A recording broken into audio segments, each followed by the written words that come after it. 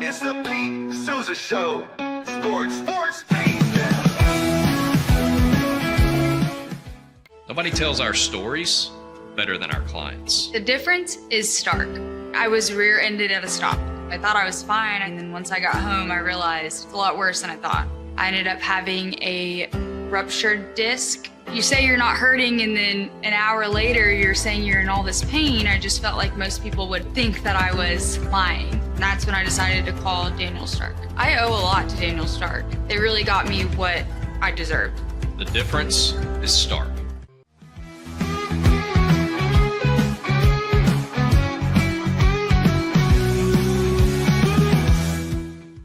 We definitely love our relationship and love Extraco. It's been an amazing experience. They made the PPP process easier. They were reaching out to me saying, what can I do to help you? That made a huge difference because my stress level, when we shut down, to afterwards was night and day. Our experience with Extraco has been phenomenal since the very beginning, so we love Extraco. Tervis is all about staying hydrated with style and durability. You can trust Tervis tumblers to keep your drinks the perfect temperature, hot or cold, for hours. From the classic insulated tumblers to sleek stainless steel water bottles, each product is built to last and comes in endless designs to match your personality. Stay refreshed and express yourself with Tervis. Visit tervis.com today and find your perfect tumbler.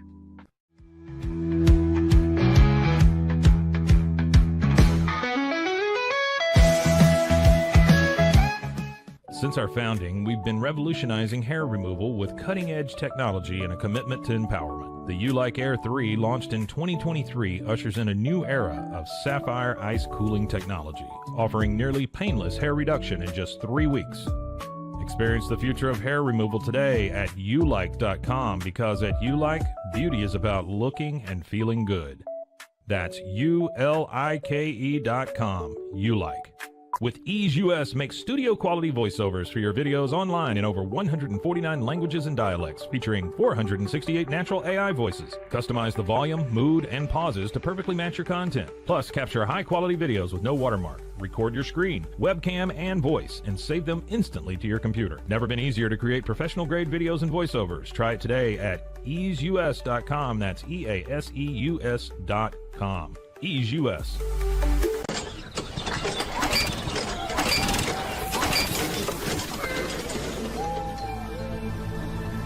Just use AMP-Pace.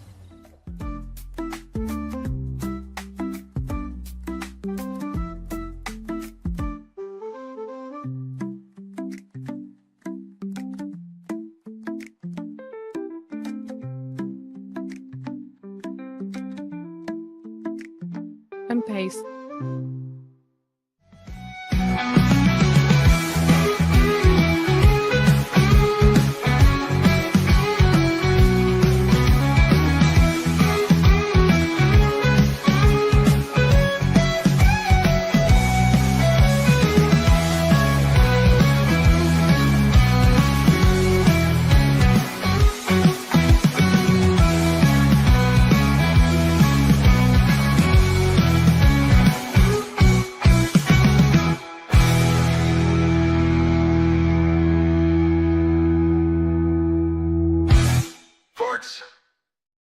It is the Pete Sousa Show. Last show of the week. Last show from the Northeast was in New York City the past 2 days. And we'll talk about that in a little bit, but also had the opportunity to come back here, hang with mom, hang with my brothers, with my brother. And that's all good. The trip to New York City was kind of a blur. Scotty, thanks for covering yesterday. Did a tremendous job with Roy Ogletree. And we're back today, presented by Slovacics. Go to Slovacics, especially on a weekend trip like this. And I say trip because people are going places. It's a late July summer weekend. And when you hit the road, you better hit Slovacics. We're talking about folks that are going up that, Carter between Austin and Dallas on I-35. And even if you're not, just make a special trip. All right, go to Slovacics. Also, thanks to Socorro Family Ford, Daniel Stark Injury Lawyers, First National Bank of Central Texas, Extraco Bank, and Crawford Austin Properties. It starts right here with this, man. I'm just gonna hit it. There we go. Scotty B, the Baylor King, opens up the show with the topic that is on the top of my mind. And by the way, of course, I'm speaking about Hulk Hogan. In our last block, we're going to have our wrestling expert here at Rogue Media, who, by the way, I'm like, why the hell doesn't Zach Burke have a wrestling podcast? Like that should change, and Zach Burke should have a wrestling podcast. But I'll talk to him about that when he joins us to discuss the legacy of Hulk Hogan. And it's a complicated legacy. I don't want to go into an absolute obituary because I think you can find those facts. I want to talk about what's on my heart with Hulk Hogan. And yeah, it's melancholy, right? I mean, he died. He was 71 years old. Apparently the last couple weeks of his life were real ugly. And you hear stories like that about, folks whose bodies are just failing on them, and how that whole mission to stay alive, find a cure, whatever, can become frantic and dark. And, that's a shame. It's beyond a shame. It's a tragedy. But to get into Hulk Hogan and really the force that he was in my life is where I am an expert, right? I can't say that I heard David Shoemaker say this, wrestling podcast guy. He has the Masked Man podcast for The Ringer, and this resonated so well with me. I did not see Hulk Hogan beat the Iron Sheik, right? But because Hulk Hogan beat the Iron Sheik and people were talking about it, that brought me to the table. And I tell you, I never left. I never left the WWF until it was time for me to leave, right? Yeah, I personally still find wrestling amazing and alluring, I'm here for it. I get a kick out of it. I don't watch it. I don't really consume it. If I watch it, I watch clips of old wrestling stuff, stuff that really gets me excited. But Hulk Hogan is the reason that I was dialed into wrestling like I was. And I am, for those years, let's say for me, it was 83. That's when Rocky III came out. Actually, it was 82 when Rocky III came out. I saw that on VHS, right in that room over there. Okay. And I watched it with my buddy Clark Talone. And I was probably 7, maybe 6. And the Thunder Lips scene just jumped through the screen and grabbed my neck. And it was like, you are going to watch this dude for the next, 15 years of your life. And you're going to really think he's special. And that's pretty much what happened. The Thunder Lips character was amazing. And that's because Hulk Hogan was amazing. A lot of times they say, well, this person came along at the right time. Yes, sure. There was some of that, right? But the fact is, Hulk Hogan was the time. He was the WWF. He was what drew us all to wrestling. And 6'6", 6'7", 6'8", whatever the hell he was, 300 pounds, Terry Bollea, his government name, but he's Hulk Hogan to us. He's from Venice Beach, California, the long locks, he had the golden tan. I mean, the guy was just built like a brick shit house, and being that big, and then the WWF did its job, Vince McMahon. And I can tell you 1985, right? WrestleMania. That was something my friends going to see it on closed circuit. It was stuff that we couldn't afford. You know what I mean? I remember wanting to go see it closed circuit, but it just wasn't happening with my family. So you'd hear about it. And then you'd eventually see the clips and stuff. And then you'd go back, of course, watching every Saturday morning. And then I can remember clear as day, right? My brother Michael and I, the main event, Dick Ebersol and NBC they get together with Vince McMahon and the WWF, and they put this on, right? Wrestling on in prime time, where they would normally have Saturday Night Live when Saturday Night Live didn't air. And let me tell you how powerful that was. In 1988, it was actually on my birthday in 88, and I sure as hell remember watching this. Hulk Hogan and Andre the Giant. 33 million people watched that Saturday night main event. 33 million people. I saw a stat today. Forgive me, but I mean, this is in the ballpark, and it gives you an idea. The NBA Finals, the NHL Finals, and Major League Baseball's World Series combined did not have those ratings. Like, think that like that gives you an idea of the force that Hulk Hogan was. And there was a point in time, and this is when I started to fade from wrestling, was when kind of Hulk's star sort of started to shrink a little bit, because I think we saw with Hulk Hogan that you couldn't replace him. You know, the WWF tried to replace him with the Ultimate Warrior. They tried to replace him with Lex Luger. They tried to replace him with Bret Hart. Bret Hart was pretty good. I mean, I liked Bret Hart. And then I don't even know. You know, I know there was a dude named Diesel, but that really didn't. That's when I was really fading. And so anyways, I started to fade, and that was that. And I kind of stopped paying attention. And then Hulk Hogan went evil. You know, my life just evolved. And that brings me to my next point. You know, when I was a kid, and Hulk Hogan would, you know, make that entrance. And I never saw him at an event. I don't even remember, with all my experience in sports, ever being around him or being in the same room. But his entrance at like those big events, or, you know, Saturday morning, you know, remember now, there was a cartoon on Saturday that was a Hulk Hogan cartoon, and then that would lead into WWF on Saturday mornings. But like, it wasn't like I was a fan of Hulk Hogan. I was like a maniac. Like, it wasn't like when he entered the ring, you would cheer. You would lose your shit, like as a kid my age. So fast forward to, you grow up, right? Like, I had great parents, okay? Like, they taught me right from wrong. I knew wrestling was let's say scripted or predetermined, right? You don't want to offend the wrestlers, because I think that what they do is amazing athletically. But you find out it's scripted, you find out that it's wrestling and whatever, okay? That's a little bit of a kick in the nuts.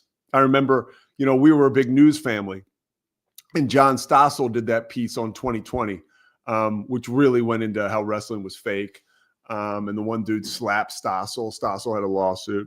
You know, one time Hulk Hogan actually dropped Richard Belzer, the late night host, on his head doing like a prank. And Belzer was like really screwed up. Had to go to the hospital, and he had a lawsuit as well. But a lot of lawsuits when you're talking about the WWF, WWE. But anyways, you know, Hulk Hogan, like, I'm going to be a prick here for a little bit. Like, I was talking to somebody last night who I may be getting married to next June. And there was a little bit of a holier than thou approach when I was talking about Hulk and what he meant to me. And it was just kind of like, hey, like, you know, that's why I never really had heroes like that. You know, because I was explaining how much I loved Hulk Hogan. It's like, well, that's why I don't have heroes like that. And that's why, you know, I never really looked up to people, athletes, whatever. It's like, I don't put people on pedestals because they'll disappoint you. And it's kind of like, well, hold on here. And I think a lot of people are wrestling with that, with the Hulk Hogan situation. I mean, look, man, the racist comments, egregious, unforgivable, really. And the way he said those, you can look them up. This is really like, really bad, really like racist stuff, right? Not a good dude. And, you know, the sex tape with Bubba the Love Sponge and Bubba the Love Sponge's wife. First of all, I can just speak from firsthand experience. Like, Bubba the Love Sponge, and you can like go ahead and try to sue me or whatever. Nobody will. The guy's like a drug addict. He's a junkie. He's out of his mind. So for Hulk to be like, you know, hanging with that guy and getting into these weirdo sex deals, and Hulk says he didn't think it was filmed, but whatever. So like, flawed guy, to say the least. Okay. I don't give a shit. Like, there's tons of flawed people out there. I rooted for Hulk Hogan. I didn't root for Terry Bollea. And because of the fact that I was raised by two good parents, I wasn't like devastated when Hulk Hogan turned out not to be a saint. I was actually not even surprised because the same stuff was happening with the athletes who I loved. And honestly, if anything, it made me empathetic to the human plight, right? Like, look, man, like we put these people up on pedestals and that's awesome. We celebrate them. But let's be careful about how we maybe tear them down because they're not like Hulk Hogan legit was a character. That's like saying I was really disappointed. I mean, really, this is like, you could really say this. Like I was really disappointed when I found out that like Tom Hanks's character from Big actually didn't turn into like a little boy. Like it's all, we're talking about fantasy here. And the Tom Hanks example wasn't as good as I wanted to make it, but you got the idea. Mom, that was good? Mom says it was good. She's down here making coffee. Late start over here, East Coast time. So, by the way, one more thing about the Hulkster, and just when you want to talk about like the toll wrestling does take on these guys, 25 surgeries, health problems, big time, 40 plus years wrestling in the ring. Obviously the steroid use, that's another thing too. And we're going to talk, that's why we're going to have Zach on here later. Zach is not like Hulk Hogan, and Zach knows way more about wrestling than I do. And Zach's whole thing with Hulk Hogan is like, if his lips are moving, he's lying. That's what all the wrestlers say. And his wife, Linda, who divorced, right? She says he was a sex addict and a complete liar. Now, those two things just kind of say that he was a piece of shit. I mean, that's what that says to me. There's a lot of people that you would deem a sex addict. Colin Cowherd always says, like, show me your options, right? And usually that's the person that's a sex addict, right? There are, I'm not dismissing, like there are some conditions there, but I think you get the idea. And the bummer was he was also estranged from his daughter, Brooke, the singer, and because he married this woman, this yoga instructor, like 2-3 years ago, and I guess that kind of broke up the family. But one last like push in the pop culture or moved my pop culture needle was when Hulk Hogan was had that show Hogan Knows Best, right? The reality show, which like had a couple moments, which was interesting when, right around the time like Osbournes and stuff like that. So I think for a lot of us, it was cool to see these stars be who they were, right? To see Hulk Hogan beat Terry Bollea. He also dealt with a tragedy. His son got into a horrible accident. A lot of drama around Hulk. But at the end of the day, like he was a legit character, like a couple final thoughts on him and kind of how he, it was the end of his life was kind of a bummer, right?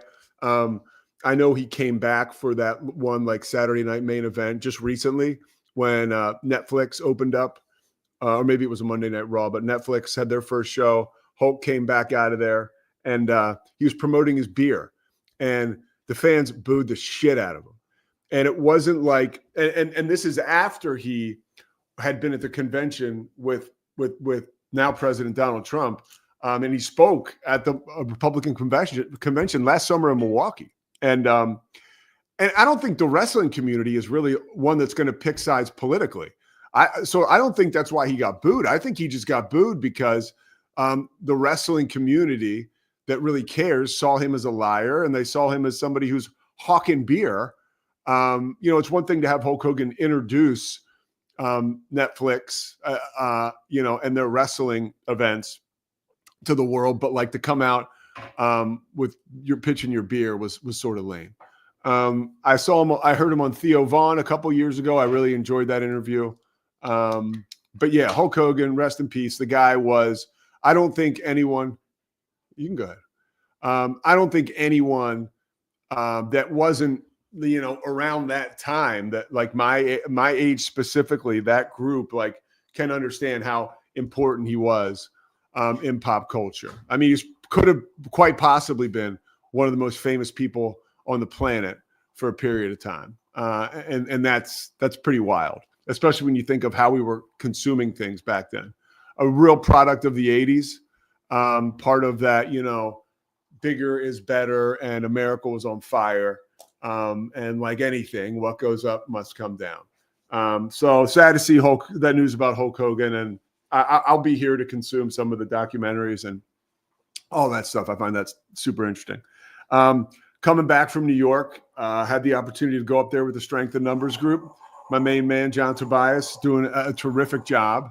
I'm on the board with this group. And if you're first time watching, Strength in Numbers gets underrepresented kids, minorities in the mix to work in pro sports, because a lot of times you think of, who are the minorities working in sports? Well, they're the ones that were the former athletes, right? Well, we're trying to make everyone realize that there's opportunities for you. And you take these young kids to Major League Baseball, to the headquarters, to the NBA headquarters. They took them to NBC. This is all New York City. They were at Columbia. I got to speak to them about what play-by-play is like and how you need people like stats guys and spotters, and just how there's roles there's so many roles that's, so many young people, period, don't know about. But certainly the course of history has proven that minorities certainly have not been afforded the access to a lot of these. So that's the mission of Strength in Numbers. Check it out online, Strength in Numeros. So one of the things we did was we went to NBA headquarters. And, the Caitlin Clark situation moves the meter a lot, right? Everywhere. And you would think if you go on however you consume your news, social media, any place you get news, right? The Caitlin Clark news is often like hyperbolic, and it comes with like a sensational message. We certainly are guilty of that here from time to time, because I do find it super interesting. But lest anyone think that they're over at the league office and there's some kind of fire drill and panic as they try to figure out how they're going to improve like the referees in the WNBA, or how they're going to keep, players from duking it out and Robert Griffin from getting involved, and talking about Angel Reese. And now Caitlin Clark is hurt and players aren't, respecting her. All that noise, like having worked for pro organizations for 8 years of my life, I was brought back to that situation, being inside a lot of those rooms when front office folks are talking about the state of the franchise, or in this case, the state of the league. And there was one basketball operations guy who I spoke with about, the officials in the WNBA. And it's like, look, they're working on it. It's not like, and they're measured in their approach to fix it. But we have this idea because we push it here too, because again, it's interesting and people like to consume it. I like to consume it, probably because I'm a moron. Okay. But I enjoy it.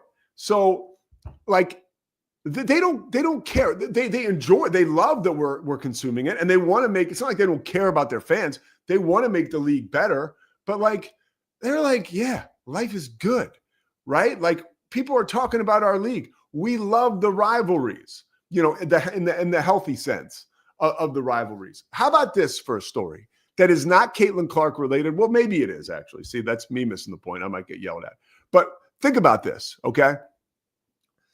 The Golden State Valkyries, right? For those of you who don't know, which if you don't, I'm not judging. They're the new WNBA team in San Francisco, in the Bay Area. Their season tickets right now, okay? If they were to be thrown in the mix with NBA teams, okay, they would rank 17th. Now, of course, Caitlin Clark is responsible for for adding juice to women's basketball. But like that right there is an example and a testament to the real growth of the sport and the league, right? It's happening, man. And it's happening with Caitlin Clark, and she is essential. But at the same time, there's a lot of evidence to support the fact that the league is growing in many ways and not just down Caitlin Clark Street. And I think that was pretty cool to be able to glean that. And it wasn't like any kind of PR pitch. I having worked in the NBA. I had some relationships. You just chat with some people, and it was revealing, and it was just a reminder for me that like, and it was a little kind of humbling because I do this every day, right? Like I think this is important. It's my life. It is important, and there's a lot of compelling stuff that I think I can share with you guys. But like, they're doing just fine. You go on YouTube, you go on social media, everybody's like, this is horrible, that's horrible, fix this. You go to the NBA league office and they're like, okay, how can we fix this? Let's work on that. Okay, let's meet about that. Okay, let's improve. So like, it is nice to know that like we are the idiots that react, and the people that are in charge are doing a really good job of staying measured and looking to add quality to a league that is exploding. And so that was a lot of fun. One complaint about New York, okay, before we get to our first break, because I've gone long here. So I lived in New York once, okay, for about 3 or 4 years. It was before I got sober, but I lived in the city, partied, whatever, the whole deal. I love going back there. But when I lived there, I was a younger man. Now, what does that mean? I was a younger man. Well, I probably had like more time in between going to the bathroom. Like we're talking about number ones. Okay. I am of the theory now, as I am in my mid 40s, that like, if you're going to walk by a public bathroom, you might as well just go inside, because at some point you're going to have to go. Right. So I had a lunch yesterday with the great Ethan Routbort, my agent. He works for UTA. So he works in this building, the 888 building on 7th Avenue. We had lunch at the Brooklyn Diner. Ethan paid, thank God. Because that's his job to do that. He takes 10% of my stuff. Like he can get lunch. By the way, love him. And we're working on some big stuff. But anyways, I crush a bunch of Diet Cokes, right? Like, and I leave lunch. Okay. So now I'm walking, and then my brother Michael calls me. I'm walking down in Midtown to check out of my hotel and to go get the car that I brought up there. And my brother calls me. We're talking about Hulk Hogan. So that's like 7-8 minutes. I'm still walking. It's beautiful out there. And then I'm like, I think I got to go to the bathroom. Like, number one. And I knew this had to be psychosomatic, because I know New York City a little bit. I'm like, getting into a public bathroom in New York is no like day at the beach. Okay. Especially if you really have to go to the bathroom. So this is now really hitting me. Okay. And I'm walking by, first time I've seen this in the city, because it's mostly like a Southern chain. I walk by Cane's, okay? And as I approach Cane's, it is 911 time, okay? So I get to Cane's, okay? And I'm like, oh my God, I think I'm going to start to go to the bathroom. I walk into Cane's. There's a DJ playing music at a Raising Cane's chicken place in Times Square. First of all, I'm in Times Square, which makes this even more of a nightmare. So I walk in, I look at the DJ. I'm panicked. This DJ at Cane's is like, hey, man, we're at Cane's having a good time. Like, look at the old man in here. He's got a backpack on, searching for a bathroom, And in my mind, I know that the bathroom is going to be either have a code or there'll be a line. So I get to the bathroom and there's both. There's a long line and there's a code. And now I'm percolating down there. I'm like, I'm walking around. I'm freaking out. I race out of the Cane's, right? And we got like a little, like it's like a little Visine thing going, like I'm trying to keep everything together here. Okay. I go to Carmine's, right? A really nice restaurant there. Because now I look like a contributing member of society. So like maybe I can walk in there and just be like, I need a bathroom, go there. I walk in and this dude is like the host, right? And he could say it all over me. I'm like, bathroom? He's like, over there, dude. And I run into the bathroom, and I'm not going to tell you that I made it. I'm not going to tell you that I didn't make it. I'm just going to tell you that it was a bad situation for the big guy. And it reminded me of, one, I need to like chill on my intake of water and sodas at lunch. There's just not a need to keep crushing them. But two, especially in a city like New York, you got to remember the bathroom stuff there, right? It can be really, really crazy. Anything else for our first block? No, we'll talk a little bit about one quick note. So the executive order that President Trump is trying to work out to basically to help the NCAA manage third-party deals, basically NIL deals. Now, we've known this for a long time. The NCAA has been asking for Congress to get involved and to kind of have a governor over exactly how they will manage those NIL deals, because with the House settlement, you got your $20.5 million salary cap to pay your athletes, right? But outside of that, you have NIL deals. And we'd already heard about, there's a sports commission that's put in place, and I think Deloitte will vet a lot of these deals. But the government is trying to get, or the president is trying to get like a law passed where it would basically make an antitrust exemption for the NCAA so they can put some rules on that. And now people are pissed because they're saying they're trying to, put a cap on what players can make around this time where they're in such a good position to earn money. There's also something that, of course, and forget about politics, but because it's Trump, it gets buried in the story. He's actually, part of the thing is they want women's sports to remain at the Division I level, especially Power 4 conferences. So if your conference or your school makes over $50 million athletically, then you can't limit scholarships anymore for other sports. And you can't limit. You either have to add, and you certainly can't take them away. So there's an effort across the board to just kind of make this situation a little more tenable and healthier.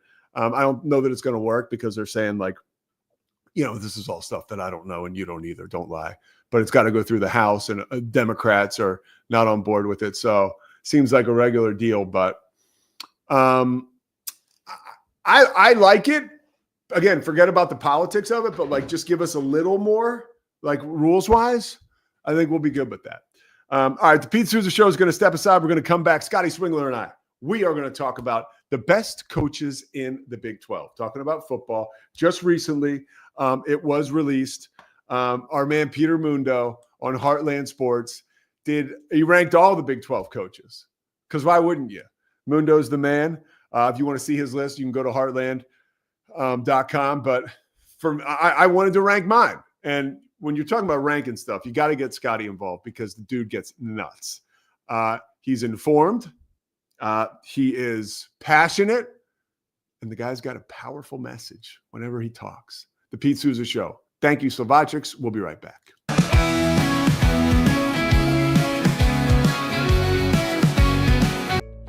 Did you know nearly all stock price changes of 10% or more result from a single news headline? These news catalysts create trading opportunities every day. All you need is a little help to reach out and take them. It doesn't matter if your investment budget is small or big. All you need is Benzinga Pro and its powerful news alerts, price tracking, and portfolio monitoring. Subscribe now, and we'll skyrocket your portfolio today. OsleyMD.com. I've always had thin hair my whole life. It breaks off at a certain length. In the last 6 months, I've noticed it just really bad. I mean, you could totally see it. I wear a hat a lot. I tried several different products. My experience with the Bosley MD hair regrowth kit was amazing. It was easy to use. It let me take off my hat. I could go in public and have my picture taken and feel normal again.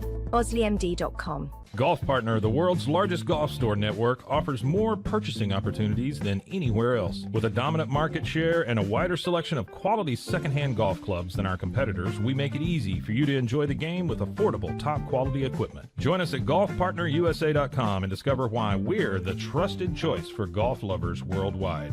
That's GOLFPARTNERUSA.com. Golf Partner. Since 2003, Bluehost has been empowering people to harness their brands online with innovative web hosting solutions. Trusted by over 2 million users, we're the longest-running WordPress.org recommended host. With Bluehost, you get a safer, better web experience, supported by the world's most popular site builder, and backed by our commitment to open source projects. Visit Bluehost.com today and take your website to the next level.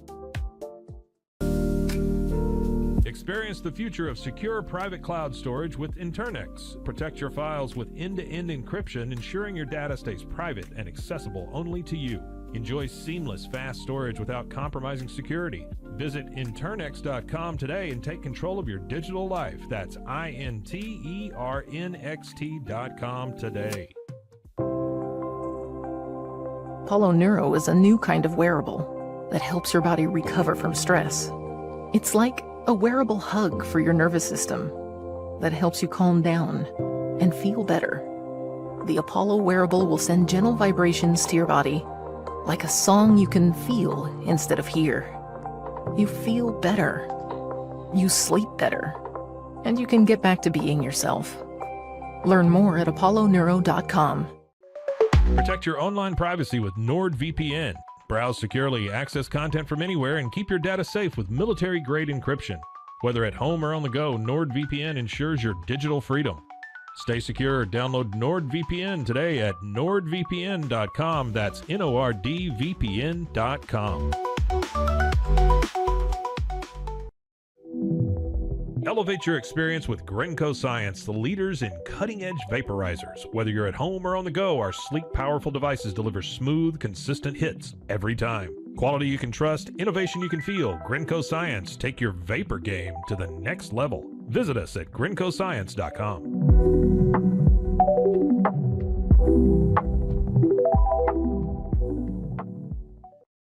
It all began with a simple idea, cutting handles off old ski sticks to create better pull-up bars. This sparked the creation of the revolutionary Angles 90 handles. After testing over 70 prototypes with 300 athletes, our patented handles were launched in 2018. We continue to push the boundaries of strength training. Join us in making your training more natural and effective. Visit Angles90.com to learn more and revolutionize your workout.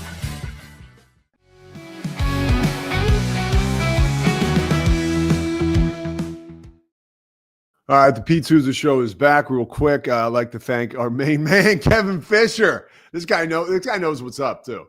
I mean, Kev, NBA PR alum, literally runs the show, right? I think it's the Women's Tennis Association.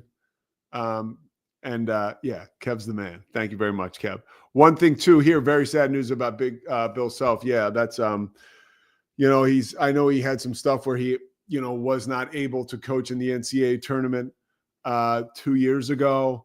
And apparently he had a medical episode where he was admitted to the hospital, had a couple stents put in. Obviously it will be some heart stuff. He's looked really good the past couple years. And God, I hope he's all right. Bill Self's the man. Just a great man, a great coach, great dude to be around, he treats a guy like me just like Dan Shulman, which is why he's a special guy. All right, speaking of special guys, Swingler, I would like you to come up now. Come on upstairs. There you are. Okay. And let's talk about this. Let's talk about the Big 12 coaches. Now, I wanted to rank Big 12 coaches because when you look at the list of coaches in the Big 12, right? It truly is like when you start to think about ranking, it's wide open, dude. It is wide open. Now, I think Scotty, look at Scotty. Jesus Christ, this guy is very locked in. He's ready. He is ready to go. He's ready to go. It's like, are you trying to intimidate me? Because it's working. If you are. No, you just feel intimidated because I'm right. Well, I know how well educated you are on stuff like this, and I know how serious you take it. So it does make me a little nervous. I really respect your opinions. Do you want to do my coaches or yours? Well, let me respond to what you just said, in that I don't think anybody would argue the Big 12 has the best coaches in college football, but just like I would argue for teams, I think the Big 12 is the deepest league in college football. And just like I would argue for quarterbacks, I think it's the deepest conference this season for quarterbacks. I think we decided to rank our 5 Big 12 coaches, and I probably considered 11 or 12 guys. Yeah. Like it is a bunch of B plus, A minus kind of head coaches in college football. Yeah. You want to do your list first or mine? It's up to you, Pete. You're the host, baby. Yeah, but you call it. Call your shot. Call your shot. I'll do mine first because I think you'll be less apt to crush me if you're thinking about how you're going to talk about yours. Okay, so you see, that's not a mistake. That's not. They teach you when you are a Philadelphia Eagles fan that you can have 2 number 5s apparently. 6 equals 5 in Philadelphia. Okay, I was locked in. So Chris Kleiman, right? The guy set the FCS on fire and then comes right into Kansas State and like, oh, I'm going to replace Bill Snyder, a legend? No problem. Now, recently, and this guy's won a Big 12 championship. Now, recently, we've seen some slippage maybe, right? But I believe that the Kansas State is a team that they're going to be a force to be reckoned with, especially this year with Matt Wells as OC. And part of my list is a little bit of forecasting, right? Like most of it is body of work, but it's also like, how do I expect these guys to do this year? I think Kansas State is going to have an amazing year. Last year with Kleiman too, there was personal stuff around the team, around him, I'm sorry. And he always said, it's not in my house, but it's very close to me personally. And I think he's going to be back 100% this year, mentally, right? And I look for great things from Kansas State. Coach Prime, that one's pretty easy. I mean, since he's gotten to Colorado, what he's done for the team, and I'm just talking football, he's resurrected that program that was dormant. 1 win before he got there. And you could joke around and say they lost the Alamo Bowl, but they were in consideration for obviously the Big 12 title game till the very end of the season, and people were seriously conversing about them making the playoff. And Dion too at Jackson State was amazing. Okay, Kenny Dillingham. If I could buy stock in one guy in college football, it will be Kenny Dillingham. And I am also very cognizant of like there could be a little bit of a setback this year. 1, because there's a target on your back. 2, because you lost Cam Scatteraboo. And 3, because your quarterback, I think, is like really overhyped going into the season. That's just like I think he's a very good quarterback, but I think we've decided, okay, let's pick somebody to anoint the next big thing. Oh, he went to the college football playoff. I need to see a little bit more from Sam Levitt over body of work, but whatever. You got my Kenny Dillingham. Mike Gundy, this one's easy. Okay. Mike Gundy had a terrible year last year. Now, will it become a trend? We'll find out this year. There's no sure thing. But his body of work speaks for itself. I don't need to talk much about Mike Gundy. Kyle Whittingham, a guy who has been in the conversation for national championship many times, won the Pac-12 when the Pac-12 was legit, okay, with powers like Oregon and USC. So Kyle Whittingham, again, I think he's like an easy pick. I think actually Gundy and Whittingham, like last year, they would have been 1 and 2 with a bullet. And my last one, which Scotty disrespects, is Matt Campbell. And here's why. Spoiler alert. And here's why I say Matt Campbell. 1, he is the one guy. Now I might be. Well, it's not true because Dion was. 2 of my guys, just so everybody knows, were, especially Matt Campbell, were legitimate NFL coaching candidates. So that should tell you enough about their skill set as coaches, okay? Particularly Matt Campbell. He was in the mix for the Bears job. Secondly, his defense, his 3-5-5, is amazing, right? And it has, like, that's all anybody talks about, opposing offenses.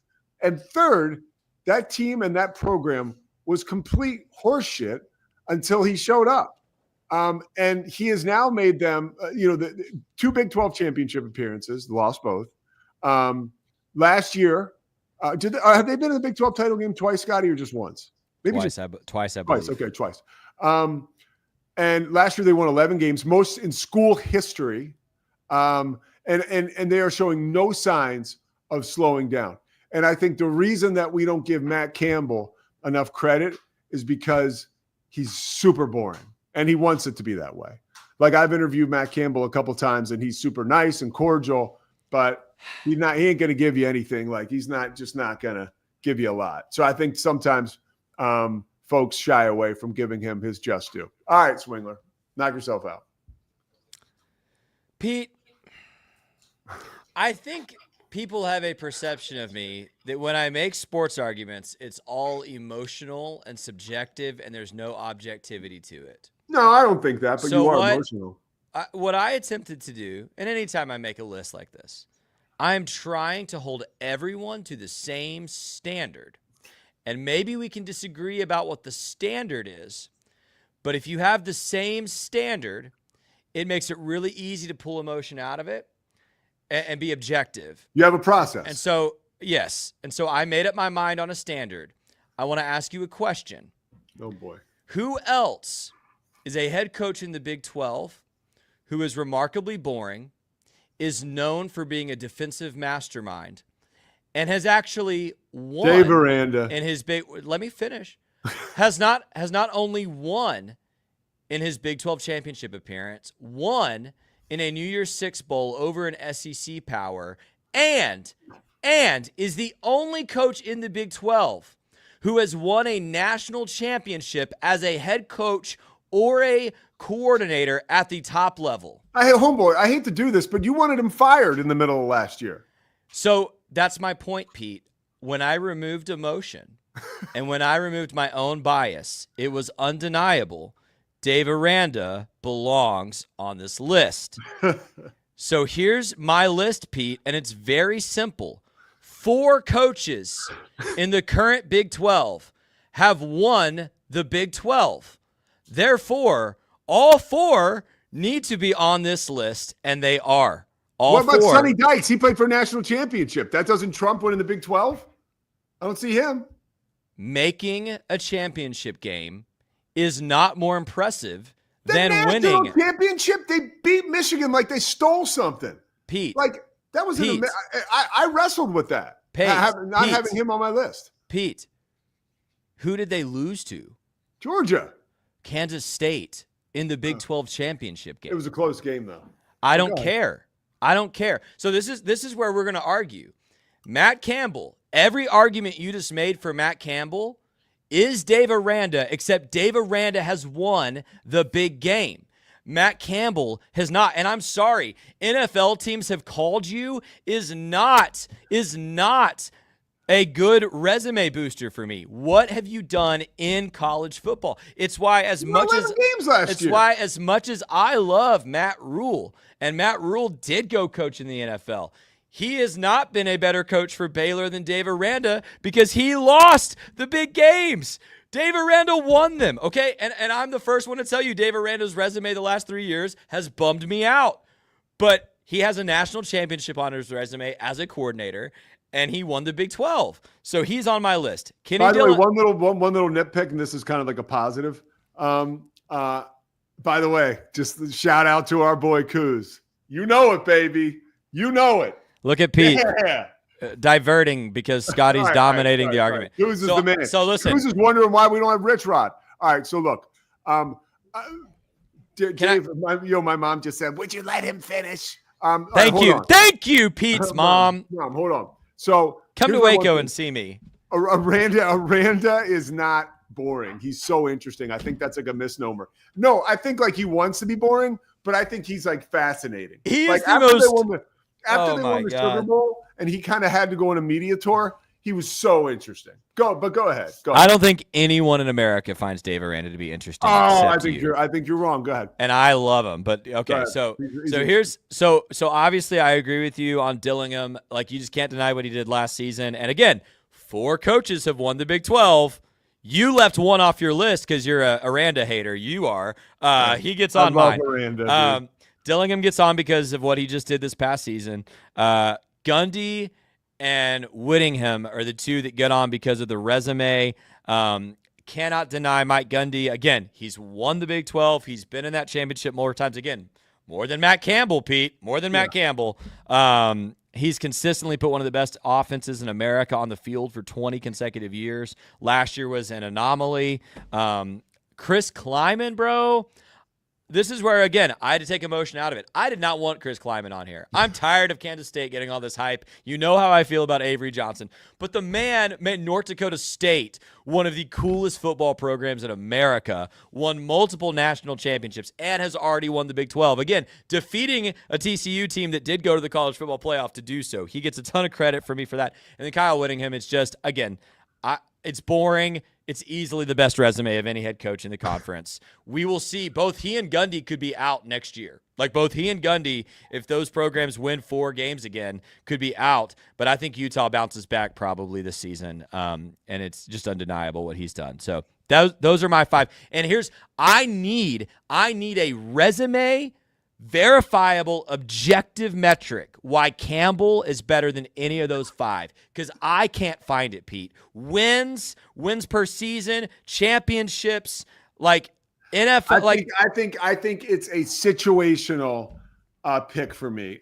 When you look at what he walked into at Iowa State, what he has built, they're like a 5-star destination now, which is like Ames, Iowa. Like, come on, dude. Like, they just had 2 wide receivers get drafted in like the first 3 rounds. Like, that's like unheard of for an Iowa State team. But he was outcoached by Kenny Dillingham in a championship game, and you ranked him over Kenny Dillingham.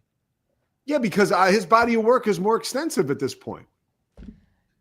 But Kenny Dillingham's okay. So like this Can is we what I'll say give you. Dillingham too, and not Dillingham? Is that how you say it? I don't know. I say Dillingham. Yeah, go ahead. Okay, great. So here's what I'll give you. The toughest part in ranking these is body of work versus peak, right? So for me, that's what puts Whittingham so high. That's what puts Kleiman so high. That's what put Gundy so high. It is the body of work. Also, they've all won conference championships, which Matt Campbell has not. And then, it's for me, Aranda and Dillingham both. Like, Aranda has huge holes on his resume. Like, 2022 is still utterly, in 2023, utterly unacceptable as a Baylor fan. But I will take a conference championship victory, a conference championship over, we got there a couple times. Okay, great. If Matt Campbell wins the Big 12, he immediately catapults towards the top of this list. I give you that. But he hasn't. He has not. All right, look, I respect you. I respect everything you said. I disagree. on some parts. But can you give me a grounded Oh, Mom, Scotty froze. It's perfect. It is not. Everybody needs a Scotty. Everybody needs a Scotty, my mom just said. Yeah, everybody needs a Scotty to freeze right now. You should be. Scotty, you're frozen. Or maybe I'm frozen. More respectful. I'm totally respectful of him.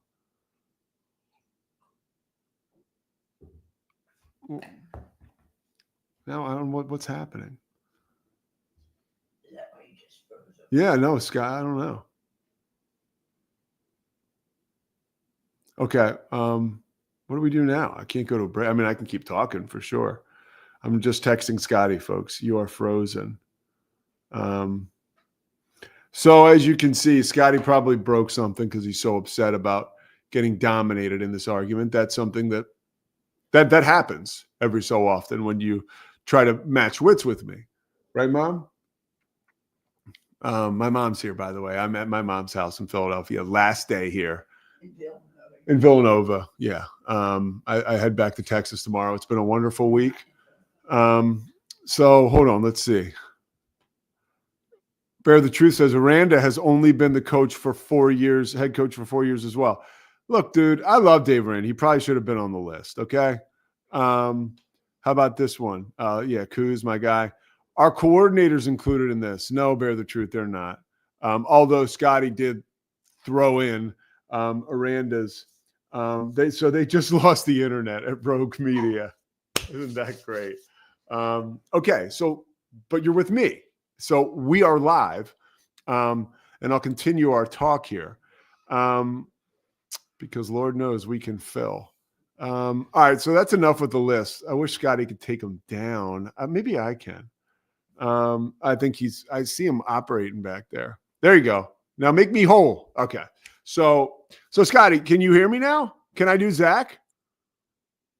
Is Zach Burke there? Because guys, our last segment, as we navigate our way through some technical problems, I wanted to talk to Zach Burke about Hulk Hogan. Zach is notorious for how much he despises the Hulkster. And I've always found it to be pretty interesting. So I have all these questions here to ask Zach, but I don't know. I can see these guys. We might have to wait on Zach as it is 10:52. Scotty, I can see you. Give me a thumbs up or thumbs down. Oh, here he is. There's Zach. We got a thumbs up. Okay. So our WWE, NWO, whatever you want to call him, our expert is sitting down. Last night when I was going through a thought process of like, what do we want to do for tomorrow's show? I was like, well, I got to talk Hogan. And then I was like, who can I talk to Hogan about? And then I was like, well, every time I think about Hogan, I think of Zach. Because Zach has told me that if Hogan's lips are moving, he's lying. And there he is. All right, Zach. Can you hear me okay, by the way? What? Can you hear me okay, by the way? Yeah. You sound good. You have forgotten more about wrestling than me. So I admit that. And your position on Hogan is rooted in reality, and there's reason for it. Okay. So let's just start off with the simple first question. What is Hulk Hogan's legacy? Go. I think that he is one of, if not the most popular individuals as a wrestler, and he helped take it to another level that it wasn't there in the 80s. He is a big linchpin of, in my opinion, of the WWF becoming what it was. It was Vince McMahon finding his prize, possession away in Hogan. Granted, his dad found him before, but, Vince really kind of hooked his cart to him, and they went to the moon. And Hulkamania and everything that went with it, and all the, kids growing up and even the adults that were behind it, that to me is what caused the first real surge. There's two big ones. There's Hulkamania, and then there's Austin and Austin 316. But in the scheme of pro wrestling, he's going to be massive. He just has to be remembered as one of the greats. He's a Jordan. He's a Kobe. He's a LeBron. All right. So that's just a wrestler. Yeah. Was it timing or was it Hulk Hogan? That's something that I think it was Hulk Hogan. I think he was that, from the way he looked to the way he carried himself, the character, right? He was always very charismatic. Like, I can't take that away from Hulk at all. I think it was a bit of both. I think it was a bit of column A, a bit of column B, because I feel like there was sometimes, obviously, the way he was booked in matches and the way he was made to look so big and strong, it fed into the character he created then too. But and obviously take it for what is from the source, but Vince didn't want him to do Rocky 3 when he went out and did it, but he decided to go do that. And that was probably big for him. Going out and making his name out there and pushing in other avenues. I think, well, obviously that's him, and that's him making the character. I think some of it is Vince and just the wrestling side of it, of making him this big, just kind of undefeatable bruiser. But yeah, some of it is then Terry Bollea adding his own, personality into there. Or I think the quote that I always hear with wrestlers is, it's their personality turned up to 11, which what makes it the best. And so maybe that's what it is, but it was some of him then too, for sure. Do you think those two together, because you mentioned it twice now, it seems like, talking to you, they really needed each other, like Vince and Hogan? I think so. So the stories, and this is a part of it I love, of him going through and stealing all these guys from the territories before, because Hogan was wrestling up in, the Midwest and Minnesota and AWA and stuff like that. And that was the big guy. And once they were able to steal that talent and turn him into something, I think that's what then skyrocketed WWF as a promotion. They started bringing more people in, and it kind of, got bigger. But Hogan is the big linchpin for then. But the thing that Vince adds that Hogan didn't have before was it was a more regional game. So when McMahon made it a more, nationwide thing, that put Hogan in front of more people. And it was more than just, all right, people here in the Midwest know me, or when I travel and I wrestle in Memphis, it's more you get the TV screens worldwide now. So it was, I think, beneficial for both. How did other wrestlers feel about him? It depends on who you ask. If you're one of his friends, they loved him. They have great things to say, and they will tell you kind of just the spiel that I gave you about how he's, one of the best, did so much for the business. What I hear a lot more from his contemporaries is a lot of dislike, a lot of disdain, a lot of talk about him being a company man, a lot of talk about him essentially throwing the boys under the bus a lot of times for, that relationship with Vince. I think I've talked about it before when we talked about the Netflix documentary that Vince did, but they spent a little bit of time talking about when Jesse Ventura was trying to unionize, because wrestlers still now are just 1099 workers. But back in the 80s was trying to unionize and get the, for them to be able to have like medical coverage and all of this stuff. And Hogan found out about it and went and just straight up told Vince, like stooged him out of like, hey, they're trying to unionize behind your back. And Ventura was eventually like let go and all of this thing for it. And he found out himself that in the steroids trial, like there's a lot of stuff when you get to Hogan, man. There's a lot, but in the steroids, tell me about it. This is not a celebration of Hulk Hogan. No. This is truth serum. Like I know, I'm trying to tell me what you know and what your opinion is. People, I would say the majority. I would say I celebrated Hulk Hogan in the A block. If people want to see that, okay. I don't like talking ill about the dead, and so I am not going to just bash him to bash him. But there are things about Hulk Hogan as a person that have just been noted for that are just slimy and just like I would say 80 to 85% of the wrestlers that know him have bad things to say about him. Like or really? Just like that's how it was in the wrestling like community. It feels like even things of these stories become lore and become quotes of him. Like there's that doesn't work for me, brother, is a Hulk Hogan quote, because there'd be a lot of times of where they'd pitch a match of like, hey, so this is what we're going to do. And, this and this, and he'd hear it all out and be like, no, that doesn't work for me, brother. And they'd like change it up so it would work better for him. There's a story that I love. Shawn Michaels. I don't know how familiar you are with wrestling. I'm a sexy boy. Yeah. Yeah. As a kid, favorite wrestler, still, I think one of the best performers. The Heartbreak Kid. Exactly. Well, this is the early 2000s, and they have this feud, and it's a big thing for the two of them because they never lined up before for them to kind of have this match. And the whole time they're building it up, and Shawn is under the assumption that it's going to be, they're working 3 matches, right? So they're going to split, and then Hogan will eventually get the go home, and like he wins it. But Shawn's going to get a win. Hogan's going to get a win. Like, they're going back and forth. And then Hogan wins the big one. Exactly. Yeah, exactly. So they have this whole angle. They're working it for like a couple of weeks, months leading up to the first big match at SummerSlam. The day before, Shawn finds out Hogan can only work 1 match. Oh, and by the way, we're just going to have him go over on you. Like that he finds out. So the Hogan day was of. basically like, I'm not losing. Yeah. He's like, I'm not losing, and I don't feel like working the 3 matches now. We're just doing 1 where I go over. So if you go back and watch it, and I recommend anybody to go look it up because it is comical. Shawn Michaels goes out there and oversells everything on purpose as like a giant middle finger to Hulk Hogan for doing it. There's more things like that go on. Give me another story about Hulk that is revealing, and that's we all know the sex tape. We all know the racism. Yeah. That stuff I don't need to. Yeah, it's egregious, right? But like, I want to hear some of the shadows with some of the other wrestlers or Vince. Yeah. So okay, I'm trying to think of a good one like that. I do know that there's one where there's one with Bret Hart. This is WrestleMania 9, I think.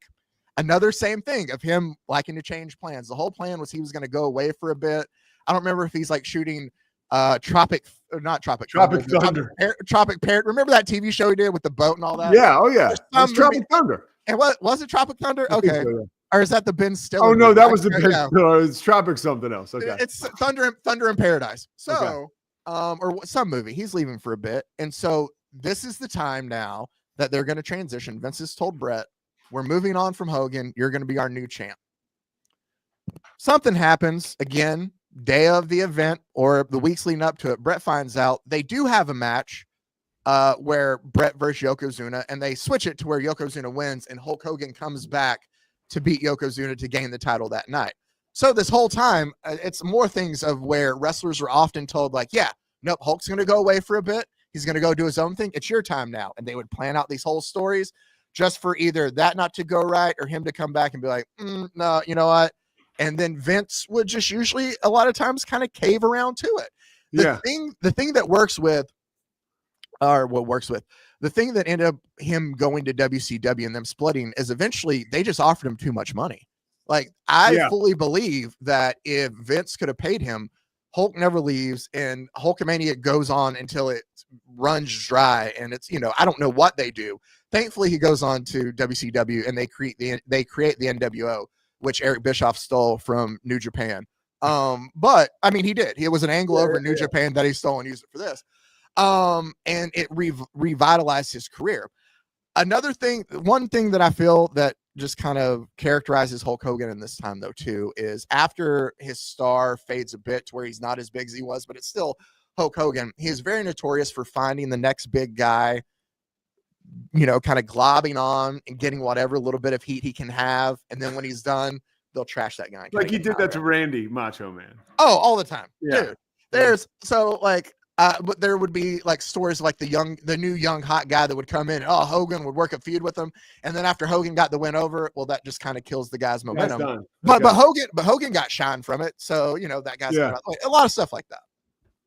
And then the steroids, like I don't. So, okay, I do have my favorite. Well, I'll wait till you go. Go ahead. No, go ahead, and then I'll ask you one last question. Okay, this is my favorite Hulk Hogan story because of just the absolute sheer ridiculousness of it. 1992, SummerSlam is being held at Wembley Stadium. It's a massive event for WWE. It's a big outdoor event. If you're a wrestling fan, I'm sure you know of it. You've seen pictures of it. Like, it was a big event at the time. Hulk Hogan tells a story about while he's over there for SummerSlam in 92 to wrestle, he meets with a kid for Make-A-Wish. And Hulk Hogan did do a lot of Make-A-Wish stuff, so I'm not going to he wasn't a completely awful guy. Like, he did do some good things. I'll recognize where it's there. Not to the level of John Cena, but still. So, and he tells the story if he met with the kid and his family there, and he really wanted to meet Hulk before the match. And he was supposed to be there ringside, but the kid, he loved it so much. It was the best day of his life.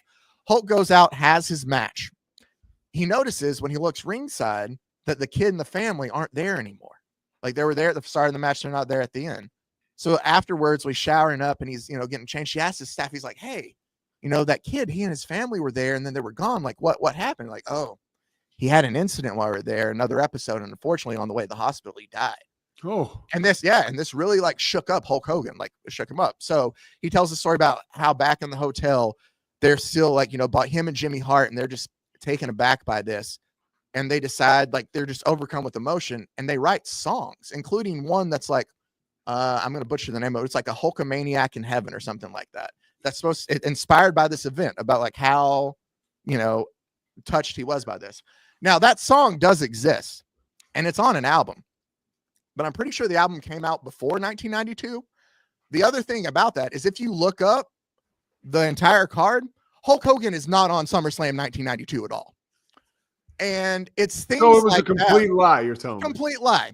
There's one thing that wrestlers are notorious for, and given the line of work, especially older guys, where it was so big to keep kind of like kayfabe alive and to keep the characters alive. So the stories of like, oh, I had the garden sold out and I did this and that and they popped for that.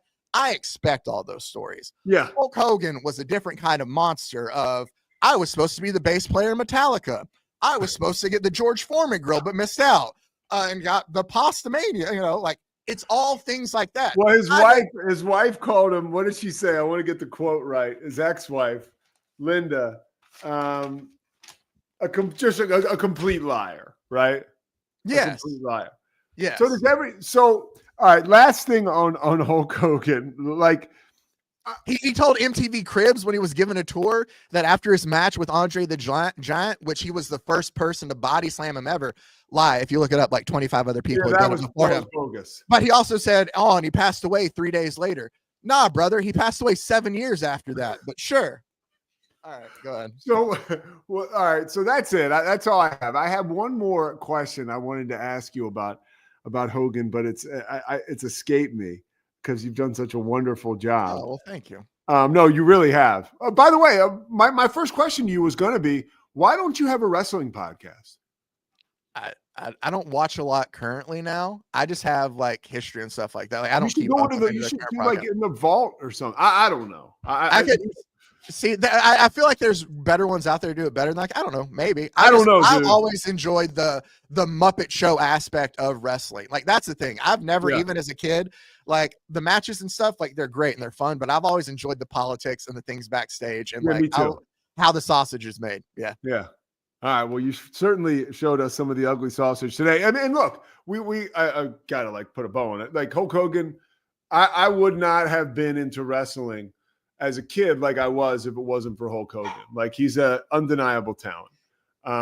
And so, you know, rest in peace. But a flawed dude. And here, one thing I was saying, Zach, earlier in the show is like, you know, man, like honestly, like I was lucky. Like, and I'm not just saying this because I'm back in my mom's house, but like I have pretty good parents. Like I understood that Hulk Hogan was not real when it was time to understand that he wasn't real. Yeah. So like, yeah, he was a screwy guy and he did terrible stuff and he was human. I mean, like, right. Like, so I think the one thing that, and this speaks to your point, excuse me with my pen, you know, he never really apologized for the racist remarks and the sex tape thing. Like, it was just like, you know, he won the lawsuit against Gawker. So it was almost like, look over there. You know what I mean? Like, so there was no accountability for him. Like if he had come forward, like, because I think his apology was almost like a kayfabe. Like it was like about the racist stuff. So I think he did miss some opportunities to really connect with humanity on like a genuine level. But he was just so busy being freaking Hulk Hogan that he could never allow like Terry Bollea to like come through and be like, hey, this is me. You know? It's the same thing that I feel you see with somebody like Ric Flair. After a while, they become the character. Yeah. And he very much is that. Like, and that's what he was until the end. I thought of my last question, and this will do it. I'm happy. When he got booed at that wrestling event, when he was hawking his new beer, right? The Netflix event. Yeah. Is that because, and I can't imagine it was because he was supporting Trump at the Republican National Convention, because wrestling fans aren't, you know, that they're like pretty much okay with that. Why, really? Okay, so why? So tell me then, why did he get booed? With there was a palpable disdain that night. Why? I think it honestly comes down to it is. I feel that sometimes wrestling in general does have a little bit more liberalism in there that people think, just to say that some of the events I've gone to, and like this was years before he was even president, and when Donald Trump was on the screen at the Hall of Fame event I went to, boos throughout the entire arena. Okay. So like it's always kind of been like that. Okay. At least with like, you know, a lot of that there. So there's a little bit of like, we don't there's like a little bit. You like Trump, okay. But I think that's minimal. What I think the majority of it is like the stories I told you about of how he was with everybody else. These wrestling fans know now. Like that's the difference, is it's a more learned fan base of where they've heard all these stories. They know how you were to your peers. They don't like you just coming out and shilling stuff and just pretending to be on the same, you know, Hulk Hogan always was, when they know, and you never came out and was like, yeah, you know, I messed up here, and owned any of it. So like what you talked about there, I think that was the majority of it. I think it was them knowing and seeing what Hogan it was for Hogan. All right, Zach Burke, you're the man. Hulk Hogan taught us to dream, but unfortunately the reality was much, much different. All right, we'll be back on Monday, dude. I'll be back in studio. I can't wait to see Scotty. I'll get to see Zach in person, and we'll do the thing. Mom, I have to take Charlie out. I got to take Charlie for a walk. Hold on. Stay here. Don't end the show. Come here. Charlie, come here. Come here.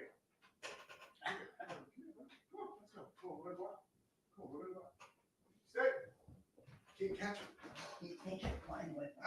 So Charlie thought I was playing with him. But this is Charlie. All right? Like, I like big, normal dogs. Right, Mom? What is this?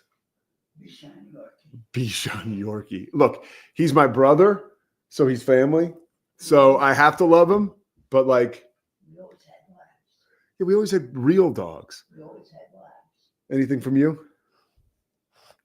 No? What do you think about Hulk Hogan? All right. Is Scotty still there? Scotty's gone. All right. Well, no, he's there. Because why would he say anything? The dog's not that cute. All right, I'm going to take him for a walk. All right, guys. Have a great weekend. We'll be back Monday. It's the Pete Sousa Show. Sports Pete. We definitely love our relationship and love Extraco. It's been an amazing experience. They made the PPP process easier. They were reaching out to me saying, what can I do to help you? That made a huge difference because my stress level, when we shut down, to afterwards was night and day. Our experience with Extraco has been phenomenal since the very beginning, so we love Extraco. Nobody tells our stories better than our clients. The difference is stark. I was rear-ended at 70 miles an hour. I was injured, had a concussion. The insurance company, they delayed. They were playing games from the initial conversation. They weren't going to help me. The biggest thing I learned through this is that you can't go through this alone. I called Daniel Stark. They were going to help me and everything was going to be all right. Daniel Stark got me 10 times the insurance company offered. The difference is stark.